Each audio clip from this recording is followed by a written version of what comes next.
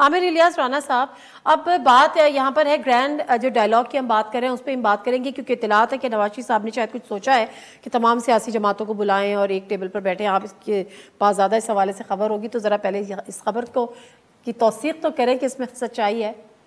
मुझे तो ये पता है, मुझे नहीं पता आज इस खबर का कि वो सारी सियासी जमातों के लिए, उन्होंने हलीफ जमातों के लिए पहले PMLN ने बात की थी। अब अगर नवाज शरीफ सोचते भी हैं तो देखना ये होगा कि क्या PTI उसमें बदले में दशनामतराजियाँ करेगी, क्योंकि उनको तो बात करनी नहीं आती, उनकी लीडरशिप को ये सिखाया ही नहीं गया। और जो बात करने जाए, जैसे असद कैसर साहब मौलाना फजलुर रहमान के पास गए थे, तो उनके सोशल मीडिया ब्रिगेड ने उनके साथ क्या किया, तो उन्हें कहना पड़ा कि मैं तो सिर्फ ताज़ियत करने गया था। अब आप देखें ना, 1 घंटा सिर्फ उन्होंने ताज़ियत की। सही, उन्हें वजाहतें देनी पड़ी कि जी आपको नहीं नमाज वाली वीडियो देनी चाहिए थी, सब कुछ।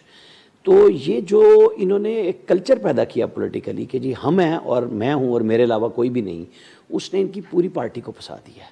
उस जोम में 9 मई भी किया और फंस गए। अब इन्हें रास्ता पॉलिटिकल भी नहीं मिल रहा, क्योंकि जिस कोई जमात बात करते हुए घबराती है कि ये तो दूसरा काम शुरू कर देंगे, इनके अपने चाहने वाले वो फंसे हुए हैं। खान साहब ने कब रास्ता दिया है कि जी मेरी ये टीम है, जिनको वो कहते हैं जी इनकी टीम तो सारी बाहर है, भाग गई है, मफरूर है या अंदर है।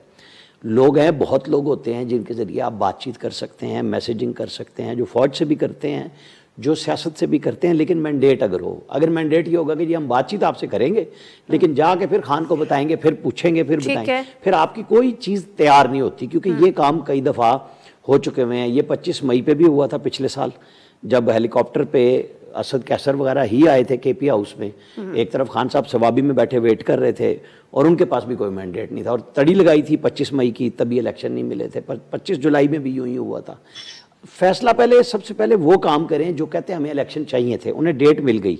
मोइन हैदर साहब बड़े अरसे के बाद मैं उनको सुन रहा हूँ, माशाल्लाह, अल्लाह मियां सेहत सलामती के साथ रखे। इन्होंने बड़ा, उस वक्त जनरल मुशर्रफ के साथ जब इलेक्शन अनाउंस हो गए तो सब लोगों को ECL से निकाल दिया था। एक फ्रेश एयर आई थी लोगों को कि भाई हाँ, गवर्नमेंट अब इलेक्शन में जा रही है। अब सुप्रीम कोर्ट ने आपको एक डेट ले दी है। तमाम सियासी जमातों को, नून लीग ने टिकट मांग ली है लोगों से, उन्होंने अपनी मंशूर कमेटी भी बना दी। अब ये पीपल्स पार्टी पहले से इलेक्शन मोड में है, नून पीछे थी। कहा जा रहा था कि जी ये खामोश हैं, क्यों हैं, डेट आ गई। अब अगला काम है तमाम सियासी जमातों का, उसके अंदर लीड कौन लेगा कि कहीं सबको बिठा लें। नवाज शरीफ कह भी दें तो बात नहीं बनने की।